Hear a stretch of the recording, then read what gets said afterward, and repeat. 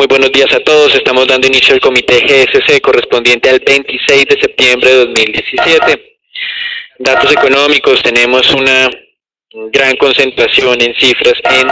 los Estados Unidos. En América Latina simplemente para destacar la publicación de cuenta corriente en Brasil correspondiente al mes de agosto, con una moderación en lo que es el déficit pronosticado. Para Estados Unidos comenzamos 8:30 de la mañana con declaraciones de Loretta Mester. De todas maneras, recuerden, nuestra presidenta de la Reserva Federal es muy alineada con la idea de hacer incrementos de tasas de interés. Probablemente haya sido uno de los miembros que redujo el número de ajustes adicionales que hacen falta en el año 2017, pero que está totalmente alineada con la idea de hacer un nuevo incremento para el mes de diciembre. También posterior pues a esto, 9 de la mañana, indicadores de ventas de vivienda nueva en Estados Unidos. Recuerden que el indicador de ventas de vivienda usada descendió a mínimos para el año. Confianza del consumidor que calcula la Conference Board. De todas maneras, este indicador está en cerca de máximos desde que estalló la crisis. No se espera una sorpresa sustancial, hay algo de reversión anticipada por parte del mercado. Y con relación pues a otros temas adicionales, tenemos otras declaraciones de miembros de la Reserva Federal, entre los que está Lael Brainard, está Bostic y por supuesto, sin duda, la presidenta de la Reserva Federal, Janet Yellen, que es tal vez algo que puede generar un poco más de atención por parte del mercado, pero de todas maneras recuerden que la semana pasada Janet Yellen tuvo oportunidad de ampliar lo que estaba pensando de manera detallada, y por lo tanto tal vez el día de hoy no haya sorpresas en su discurso, que se realizaría hacia la 1 de la tarde, un poco después de esa hora. Para cerrar el día, hay algunos indicadores en Japón de la actividad que ha venido realizando el Banco Central, pero pues no esperamos nuevos anuncios ya sino hasta el día de mañana. En lo que queda de la semana, luego que hable Yellen, el mercado estará concentrado en la que podría ser la última aparición oficial del vicepresidente de la Reserva Federal, Stanley Fischer, que como recordarán había renunciado, y pues esto ha generado diversas especulaciones acerca de las razones por lo cual lo hizo, aunque él manifestó que se debía a temas personales. En temas para el mundo en general, nos llamó la atención el día de ayer la calificadora Moody's reduciendo la perspectiva para el sector de gas y combustible, justo en el día en que se estaba registrando un incremento de los precios del petróleo a máximos desde el año 2015. Con relación a esto, la firma calificadora manifiesta la expectativa de un crecimiento muy lento para el sector como principal razón para hacer la reducción en la perspectiva. Con relación a Japón, el primer ministro Shinzo Abe anunció, o se está especulando, que anticipará esas elecciones anticipadas que tenía planeadas para una nueva Cámara Baja. Se había especulado que esto se iba a realizar para el mes de octubre, pero ya ahora se está mencionando que se va a realizar esta semana, bajo la expectativa de que él puede incrementar el apoyo a su partido, y una de las razones una de las medidas que podría implementar con mayor poder dentro de la Cámara Baja sería redireccionar los recursos que se van a recibir en el año 2019 por incremento en la tasa tributaria al consumo, en vez de hacer repagos de deuda japonesa. Lo que va a buscar es hacer mayor inversión en temas de educación y de cuidado de la infancia. Por otro lado, las minutas de la última reunión del Banco Central de Japón mostraron una mayor confianza en el cumplimiento del objetivo inflacionario, y esto básicamente fundamentado en que las expectativas de inflación han dejado de caer. Sin embargo, cuando uno mira cuándo espera ahora el Banco Central de Japón alcanzar el objetivo del 2%, ve que han aplazado ya por sexta ocasión esa fecha en que van a llegar a la inflación del 2%. Ahora creen que lo van a alcanzar para marzo del 2020. Esta es la sexta ocasión en que se hace ajuste en las expectativas de cumplimiento de la meta desde el año 2013, cuando el Banco Central de Japón lanzó ese programa masivo de compras. Recuerden que el Banco Central de Japón fue el primer banco central en hacer compras de activos, pero el primer banco que lo hizo de manera masiva fue la Reserva Federal. Con relación a Europa, el presidente del Banco Central Europeo se mostró el día de ayer más confiado. Dice que el crecimiento de arranque del 2017 superó lo que ellos estaban anticipando, y que también ahora, de aquí en adelante, esperan que se ubique por encima del promedio histórico para los próximos trimestres. Igualmente se mostró confiado en que esto va a ser así, teniendo en cuenta que el crecimiento está soportado en temas de dinámica interna europea y que el crecimiento se está viendo reflejado no solamente en algunos países, sino en la generalidad de países de la zona euro, así como en la generalidad de sectores representados en la economía. Otro tema que se muestra un poco más confiado es en la recuperación de la inflación hacia sus objetivos no formales del 2%. Varios miembros entonces del Banco Central Europeo empiezan a pensar en modificar el estímulo monetario, en reducirlo, y esto es algo que el mercado ha venido especulando desde hace varias semanas con relación a la reunión que se va a realizar el 26 de octubre, a manera de una reducción en las compras mensuales de bonos que hasta el momento son de 60 billones de euros y podrían ser ajustados de acuerdo a la especulación de mercado a 40 billones de euros. Sin embargo, esta recuperación económica no es suficiente aún para pensar en incrementos en la tasa de referencia. Con relación a Estados Unidos, tuvimos declaraciones de dos miembros de la Fed y lo que ha llamado la atención, además de que están de acuerdo en que la economía tiene bases sólidas de crecimiento, es en sus diferencias sobre la dinámica inflacionaria. Por un lado, el presidente de la Reserva de Nueva York, William Dudley, dice que la inflación recuperará niveles del 2% porque el descenso que se registró en los últimos meses obedece a factores transitorios. Dice que, por lo tanto, está abierto a hacer o a apoyar ajustes de tasa de interés próximamente. Sin embargo, el presidente de la Reserva de Chicago, Charles Evans, si bien es cierto, cree que la economía tiene unas bases sólidas para su crecimiento, dice que la inflación tal vez no solamente, o ese descenso de la inflación no obedece únicamente a temas transitorios, sino puede haber algo estructural detrás de todo, y por eso prefiere esperar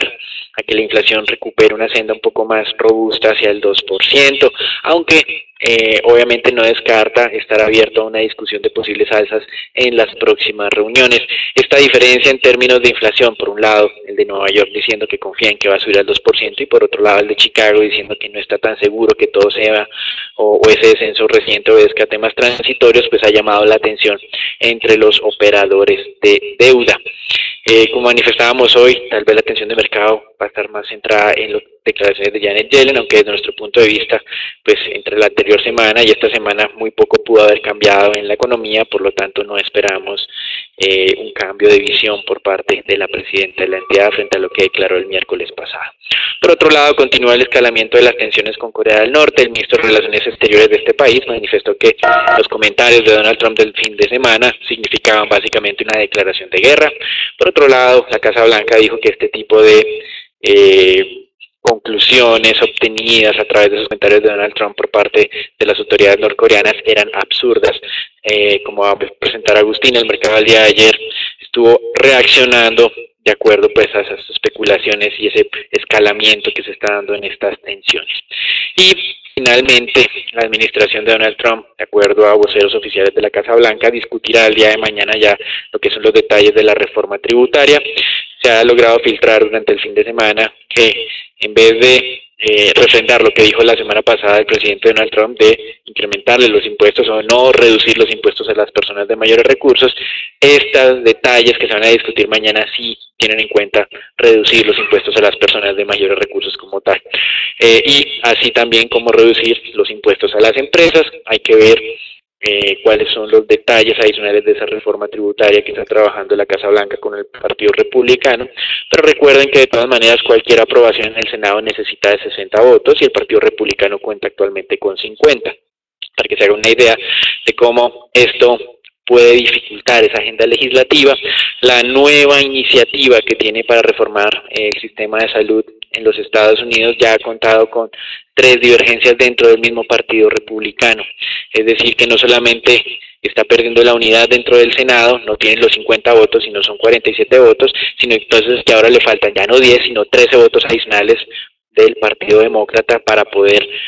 tramitar esta reforma a la salud. Lo vemos muy difícil y este mismo esta misma matemática tendría que hacerse para lo que es la reforma tributaria, y aunque en el mercado accionario se muestran un poco más confiados en que esta iniciativa va a poder ser aprobada, desde nuestro punto de vista la reforma tributaria necesita de la reforma de la salud para algunos ahorros y de esta manera poder hacer las reducciones en las tasas impositivas prometidas por la administración Trump. Con relación a Brasil, se dio a conocer la última encuesta que realiza el Banco Central entre cerca de 100 economistas y analistas. Las conclusiones son interesantes. La expectativa de inflación para cierre de este año ya está en el 2.97%, en el anterior sondeo era del 3.08%. Esto significa básicamente que por primera vez en la historia en Brasil se va a incumplir la meta inflacionaria, pero no por estar por encima del rango máximo, sino ahora estar por debajo del rango máximo. En Brasil la meta o el objetivo de largo plazo es 4,5%, con una desviación del 1.5% para arriba y para abajo, es decir, el rango mínimo es 3% y ya el mercado está estimando que la inflación cerrará en el 2.97%. Esto tiene otra consecuencia adicional y son las expectativas de tasas de interés que desde el nivel actual del 8.25% descendería a niveles del 7%. Esto ya lo hemos mencionado en algunos comités anteriores, pero tal vez lo más relevante es que ese 7% en Brasil sería la nueva tasa mínima histórica para la Selic. Y esto, pues básicamente buscaría, como ustedes bien saben y suponen, con una inflación baja y una economía que está saliendo de su peor periodo de los últimos 100 años, tratar de hacer un impulso en el tema del consumo. Y en el tema de crecimiento, pues el mercado ha venido incrementando su expectativa, cree que este año no va a crecer el 0,6%, recuerden que hace unos meses el pronóstico del mercado alcanzó a estar al 0,3%, sino creen que este año 2017 se va a acercar a niveles del 0,7%, más exactamente 0,68%, y ya para el año 2018 consolidando la recuperación a niveles del 2,3%. Hasta aquí lo que son los anuncios económicos, los dejamos con Agustín. Y ahora entonces a las tensiones que está viviendo Corea del Norte con Estados Unidos se suma una nueva tensión en el Medio Oriente, de la cual hablaré más adelante, y está afectando directamente los precios del crudo. Esta mañana estábamos viendo cómo descensos moderados se estaban presentando en los mercados de Europa, donde los inversionistas continúan tomando algunas utilidades después de que las acciones del sector tecnológico principalmente continúen retrocediendo, principalmente empujadas por la acción de Apple, que de hecho ha retrocedido cerca de 7%, después de que se diera a conocer o se presentara mejor el evento la semana pasada donde se presentaron el iPhone 10 y el iPhone 8. Estos retrocesos obedecen principalmente a dos rumores. El primero tiene que ver con que supuestamente Apple estaría retrasando las órdenes de envío por parte de sus proveedores, proveedores de micropartes de algunos de sus iPhone 10, y también que las ventas del nuevo iPhone 8 tal vez no serían tan fuertes como se esperaba de manera inicial. Por esa razón, pues el sector tecnológico, como lo habíamos mencionado el día de ayer, pues está empujando, repito, los retrocesos en los diferentes mercados. Los futuros de Estados Unidos prácticamente se encuentran sin variación hasta hora de la mañana. El índice Standard & Poor's entonces se mantiene sobre esta zona de 2.498, cerca de los 2.500 puntos. Observen ustedes cómo continúa atacando la zona de soporte de los 2.500 puntos esta mañana. Algunas recuperaciones se están observando a esta hora de la mañana, siendo las 8:18 de la mañana, donde ya se torna al terreno positivo y podría atacar entonces la zona de los 2.500 puntos. No se esperan grandes movimientos. Les recuerdo que el mercado está atento a los comentarios que realice Janet Yellen durante esta mañana, y también a los comentarios de algunos otros funcionarios de la FED que hablarán el día de hoy. Mientras tanto, pues continuamos con ese mensaje de cautela en la toma de posiciones largas, esperando obviamente una señal técnica que nos pueda dar una consolidación mejor de esta zona de soporte 2.480 a 2.500 puntos para el índice Standard & Poor's, consecuentemente para el resto de acciones a nivel global. El índice MSCI de mercados emergentes estaba perdiendo esta mañana cerca de 0.5%, su nivel más bajo en 4 semanas, lo que estaba demostrando que los inversionistas efectivamente están retrocediendo o liquidando algo de posiciones en los mercados emergentes. El mercado mundial de divisas Por segunda jornada consecutiva vemos un dólar que gana terreno contra prácticamente todas las monedas. De manera inicial estamos viendo aquí las monedas del G10 o las monedas más fuertes del mundo, perdiendo terreno y más de 0.50% contra el dólar. Se destaca la pérdida del euro. Observen ustedes cómo por segunda jornada consecutiva, después de los resultados presentados por las elecciones en Alemania, los inversionistas continúan disminuyendo posiciones en esta moneda. Y algo que llama la atención en el índice DXY, que refleja el desempeño del dólar contra las principales divisas a nivel global, estaba superando esta mañana la zona de los 93 puntos, su mejor nivel en las últimas 8 semanas, después de haber avanzado, ya ha ganado cerca de un 1.9% tal vez, desde su mínimo alcanzado durante el mes anterior y el mínimo del año en los 91 puntos, lo que está señalando de una manera más clara que los inversionistas pues están un poco decepcionados y obviamente muy a la incertidumbre de lo que pueda pasar en Europa después de los resultados de esas elecciones mencionadas anteriormente. Los mercados emergentes o las monedas emergentes también pierden terreno esta mañana, unos retrocesos principalmente en el oro y en el petróleo, pues estaban generando estos retrocesos que también superan ya el 0.40%. En el mercado mundial de crudo sí es bien interesante lo que ha venido ocurriendo. Desde el día de ayer vimos un avance importante, significativo del WTI, que superó la zona de los $52 el barril. Como lo mencioné anteriormente, este incremento pues está ligado no solamente a este reporte que menciono, donde se dio a conocer que el grupo de la OPEP para el mes anterior superó su meta de cumplimiento en 116%, sino también a la amenaza de Turquía de bloquear este puerto que está ubicado con la salida al Mar Rojo. Y observen ustedes que esta zona, que es conocida como Kurdistán o la zona del pueblo kurdo, habría acordado hacia el año 2013 la construcción de este oleoducto turco-iraquí para poder sacar el crudo prácticamente hacia toda Europa. Desafortunadamente, pues el pueblo kurdo ha tomado la decisión de realizar algún tipo de acuerdo para tratar de ser independiente totalmente de Irak, y esto pues ha molestado a prácticamente todos los gobiernos de esta región. Lo más importante aquí es ver cómo esta zona podría entrar en tensión nuevamente. De hecho, esta mañana Turquía realizó algunas pruebas militares en el límite contra la zona de Irak. Algunos países como Estados Unidos han mencionado que si efectivamente los kurdos pudieran independizarse totalmente de Irak, esto generaría mayores tensiones, y todos están preocupados realmente porque al parecer los kurdos pues apoyan de una manera un poco más contundente al Estado Islámico.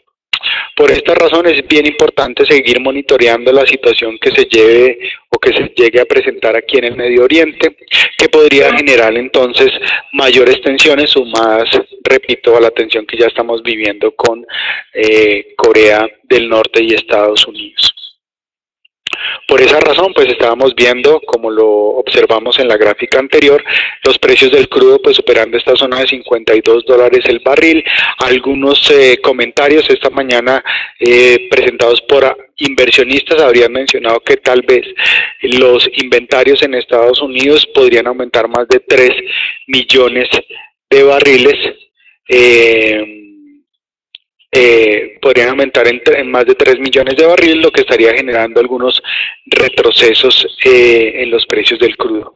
Seguimos entonces pendientes de esas dos noticias geopolíticas que están generando tensiones en todo el mundo, y muy atentos a las reuniones de la a los discursos de Janet Yellen esta mañana en Estados Unidos.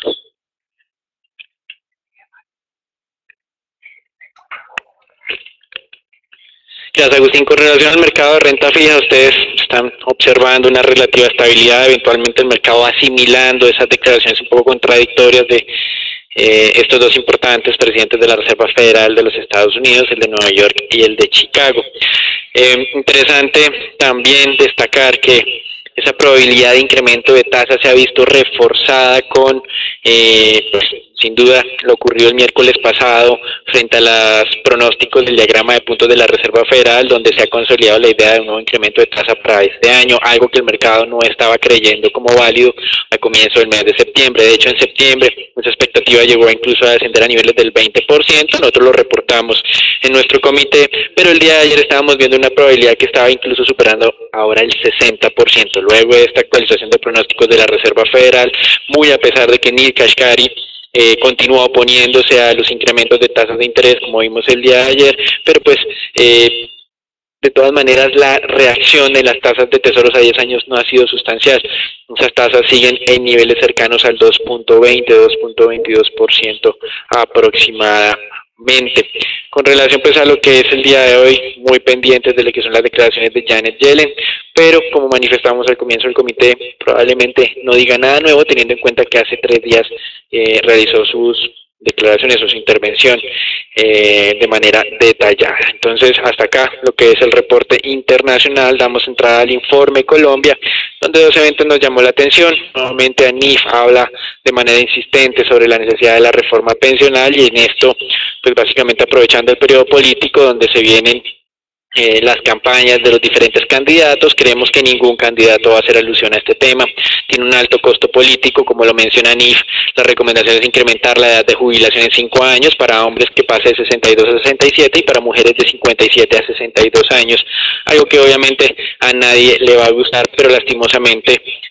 si no hay algún cambio estructural en lo que es el sistema pensional colombiano, de entre unos 10 o 15 años vamos a ver o vamos a pagar las consecuencias de no hacer nada actualmente. Con relación pues a temas de corporativos,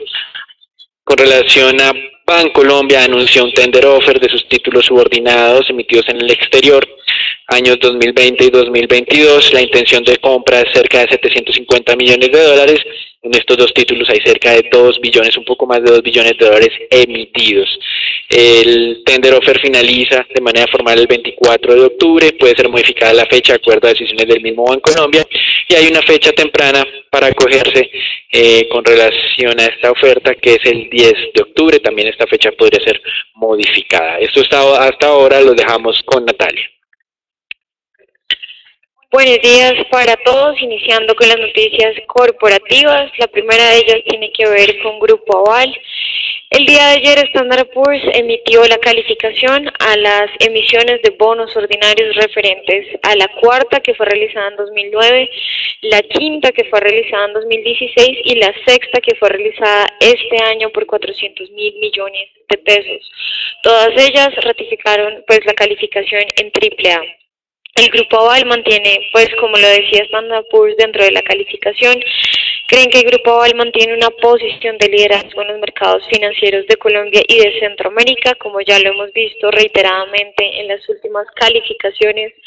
El hecho de que las empresas, y en este caso el sector financiero, tenga presencia por fuera de Colombia le da cierta fortaleza en periodos de crisis, y como lo prevé Standard & Poor's, creen que el crecimiento anual de la cartera para el grupo se pueda mantener entre el 5 y el 8% para el cierre del 2017. Pasando ahora con el índice Colcap, el día de ayer vimos que cerró sobre los 1.482 puntos con un retroceso del 0,23%. Como ya lo hemos mencionado, puede que se profundice aún más esta caída que inició desde la semana anterior, y que, como vemos, el indicador marcó claramente lo que fue el cambio de tendencia, lo va a tocar la banda inferior, y como vemos ahora puede llegar a acercarse a nuestro primer soporte técnico sobre los 1.480 puntos, e incluso si lo ataca con éxito, llegar una vez más al nivel de congestión entre los 1.470 y los 1.480 puntos. Pasando ahora con la acción de Avianca el día de ayer, y ya como lo hemos mencionado durante los últimos comités, La aerolínea decidió presentar una demanda de ilegalidad frente al cese de actividades que realizaron los pilotos del sindicato, esto frente al Tribunal Superior del Distrito Judicial de Bogotá. Curiosamente, esta es la primera coincidencia que hay entre las partes. ACDAC se pronunció luego de la decisión de Avianca, celebrando que la aerolínea haya iniciado el trámite de declaración de ilegalidad de la huelga, confiando en que el tribunal falle a favor de los pilotos. El argumento de Avianca se basa en razón de la Ley 336 de 1996 en el artículo 68, en la cual, como lo menciona la aerolínea, se establece que el transporte aéreo es un servicio público esencial y que incide en la dinámica social y económica del país. Como vemos en el artículo 68, abro comillas, dice: el modo de transporte aéreo, además de ser un servicio público esencial, continuará rigiéndose exclusivamente por las normas del Código de Comercio. Cierro comillas. Como vemos, la ley es bastante clara, pero como ya lo he mencionado, las dos partes quieren reiterar y que sea interpretado una vez más por el tribunal y que falle, pues ya sea a favor de los pilotos o a favor de la aerolínea. La aerolínea hasta el momento ha tenido que cancelar un total de 1.100 vuelos que equivalen al 49% del itinerario total, afectando a casi 100.000 pasajeros, y el día de hoy, agravando aún más la situación, suspendió la venta de tiquetes que espera que se reanude el 6 de octubre. Continuamos entonces a la espera de lo que ya no sería solamente las determinaciones que tome el Ministerio de Trabajo, sino a su vez lo que dictamine y lo que diga el Tribunal Superior del Distrito de Bogotá. Y finalmente, la acción de Ecopetrol, vemos que el día de ayer tuvo un avance del 0,72%, cerrando sobre los 1.390 pesos. Como vemos, el indicador marcó una señal de posible agotamiento de esta ligera caída que habíamos presentado entre julio y agosto del presente año, por lo cual nos llama la atención que esta nueva subida dentro de la acción, que está impulsada principalmente por lo que vemos la dinámica que están teniendo los precios del petróleo, pueda llegar a atacar con éxito la resistencia al nivel de los 1.400 pesos. Si esto llega a ocurrir, que también iría en línea con este nuevo cambio del oscilador por encima de cero, podríamos entonces confirmar un posible cambio de tendencia para la misma. Y el día de ayer, en referencia también a esta empresa, el presidente Felipe Bayón suscribió en la Ciudad de México los respectivos contratos de los bloques que fueron adjudicados en junio a la empresa en conjunto con Pemex y Petronas. El primero de los contratos suscritos fue el bloque del área 6, que iría en conjunto con la filial de Petronas Carigali de México, y el segundo fue el bloque del área 8, donde el socio sería Pemex. Esperamos que entonces inicien los contratos a finales de este año, pero pues que impactarían entonces lo que sería el próximo año.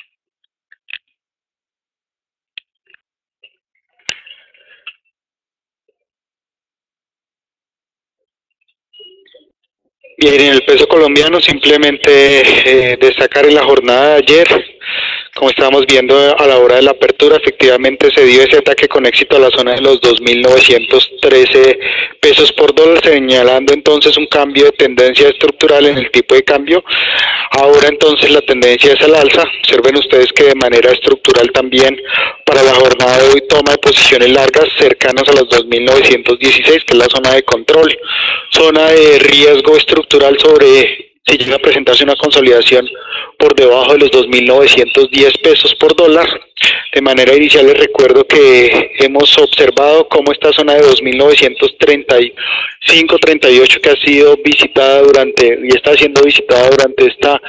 mañana es la primera zona de congestión importante o zona de toma de utilidades. Más adelante ustedes pueden ver la zona de 2.960 que presentó una consolidación importante durante finales del mes de agosto y primeros días del mes de septiembre. Después de eso, la zona de 2.990 serían como las tres zonas a monitorear durante las siguientes jornadas. Sí, obviamente esta tendencia continúa,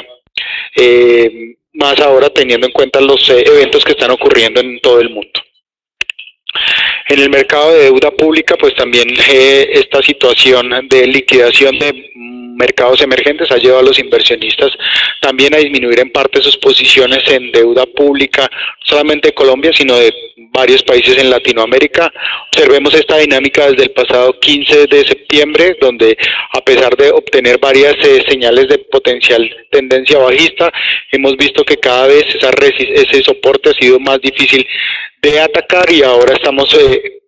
primero observando este primer canal potencial alcista en términos de tasa, donde para tener un mejor comportamiento y un desenvolvimiento mejor hacia la zona de 6.35, deberíamos observar entonces una consolidación en esta zona que ha sido enmarcada entre el 6.24 y el 6.26%. Si existe una consolidación en esta zona, efectivamente esta tendencia podría tomar momentum y llevar a los títulos de tesorería a visitar esta zona 6.35, 6.38, zona que presentó congestión a comienzos del mes de septiembre. Zona de riesgo, como siempre, si llega a presentarse una consolidación abajo del 6.18, 6.20%. Aquí damos por finalizado el comité del día de hoy. Les recordamos conectarse todos los días a las 8 de la mañana por transmisión en vivo en Facebook y Twitter. Les deseamos un feliz día para todos.